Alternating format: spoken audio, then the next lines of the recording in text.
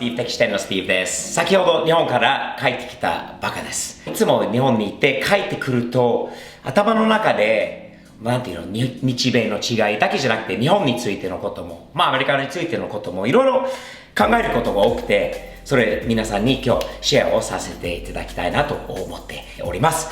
まずは日本食、日本の料理がめちゃくちゃ美味しいんだよね。何にしても日本料理じゃなくても、日本にあるイタリア料理、日本にあるフランス料理、日本にあるハンバーガーでも何でも美味しいものが多いですね。日本は本当にこだわってものを作る、細かいし綺麗にな味だけじゃなくてプレゼンテーションまでこだわって作るのは日本人。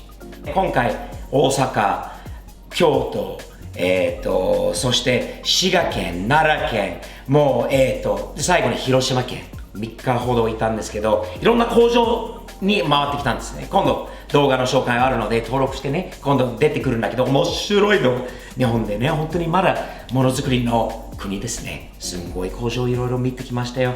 本当に。で、そこで目に入ったのは細かいですね。何十年でも同じ仕事している方もいますね。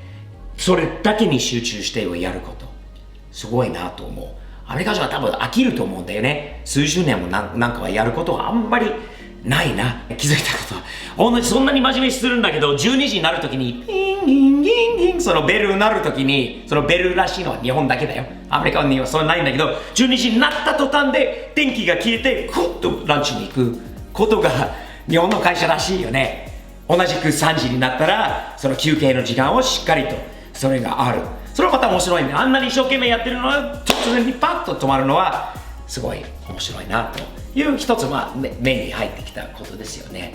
日本の電車すごい便利。本当に信頼できる。新幹線もそうだし、電車もそうだし、3時16分、4時23分とかって本当にその通り、時刻通りの電車。そういう動画を以前も作ったんだけど、よければぜひ見ていただきたいんですが、すごい便利だな。本当にこの時間に着きますよって言ったら、その時間に着く。アメリカ人はね、逆に、I'll be there in 5 minutes。アメリカ人の5分っていうのは、10分、20分、30分とかで、の意味があるかもしれないんだよね。よくあるんだけど。と言いながら、今回もね、日本人でもね、時刻したちょっと実験も、今回の旅の中に少しあったんだよね。人間だからね、みんなそういうのもある。それを二度もないように頑張っていけばいいんだけど、感覚はとにかく時刻通りの感覚とちょっとルーズな感覚のアメリカの違いがありますよね。今回の日本旅、の来日の目的は東京以外、いつも東京に行く街だけに大都会にしかいない僕はちょっと今回のちょっと企画で今度動画があるからね、お楽しみに。でもね、日本の田舎、違うところに行ったんですよね。いろんなところに。広島県。外国人として広島といえば原爆ドーム、そして平和公園とかによく行かれる方が多いです。私も行ったことあります。しかし、広島県といえばそれだけじゃないんですよね。今回、呉市から飛島の方で王町っていうところまで行って、レモン畑まで体験してきたんだけど、日本にね、一つ気づいたのは、若者が田舎からいなくなっている現象もある。アメリカの田舎でも同じ現象もあります。残念なことです。なぜかというと、畑の仕事を今もうする方が残っているのは老人しかいない。60何歳、70何歳の人がレモンとかみかんとかもういろんなものをやってる。でもね、いろんな面白い技術がそれに今入ってきているので、もうこれからの若い人にも魅力がある仕事だなと思う。なぜかというと、一つはまず暮らしやすい、すごい綺麗な田舎が日本に本当に多い。王町とか、その呉市とか、また奈良にもいたし、今回はね、滋賀県、すんごい綺麗なところですよね。滋賀のね、湖の見える、すんごい、もう感動しました。こういう日本もある。そしてそれぞれのところに美味しい料理もある。魚料理、めったにアメリカで食べれない魚料理、3日4日続けて、もう穴子刺しとかタイ料理とか、いろんなものを本当にね、アメリカでは食べれない、めったに食べれないようなもの、多分日本でも普通のところで食べれないようなものをたくさん食べれて、幸せ、美味しいものが多いなと思って、あと、最後かな。もうたくさんあるともあれば、もう考えれば考えるほどあるんだけど、お風呂、日本のお風呂最高。もういろんなホテルに泊まった。東京もそうだし。で、それぞれのホテルに大浴場というんですか、大浴場があって、必ず入りました、自分はね。ちゃんとマナー守って、タトゥーもないよ、スティーブに一つも。マナー守って、入って気持ちよく、体をリフレッシュしてきた。やっぱり、なんか違いがわかる。気持ちも違う。もっとやる気が出る。疲れが取れた。というのは本当に気持ちいいことなんで、外国人にもお勧めしたいと思います。ね、気持ちいいですよ。本当に。ちょっと恥ずかしいよね。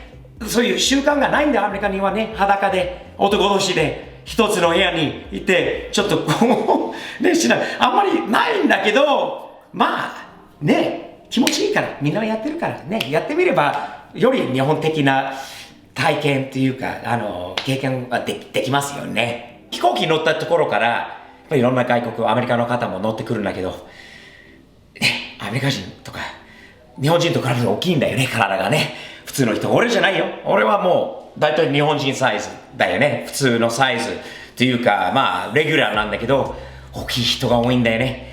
隣に席がずっと入ってて、最後の最後まで、ラッキーだな、誰も来ないなって最後に。このぐらいの、もうマッチョマンが、もう、マッチョっていうか、結構、お腹大きい方が来たんだよね。アメリカで、まず、マッチョの人が多いよね。日本人はそんなにマッチョな人いるんだよ。今回もいろいろ動いた中で、マッチョな野球選手、多分高校生とかかっこいい子がいっぱいいたんだけど、その人そんなに、こういう筋肉マンみたいな人がいないな。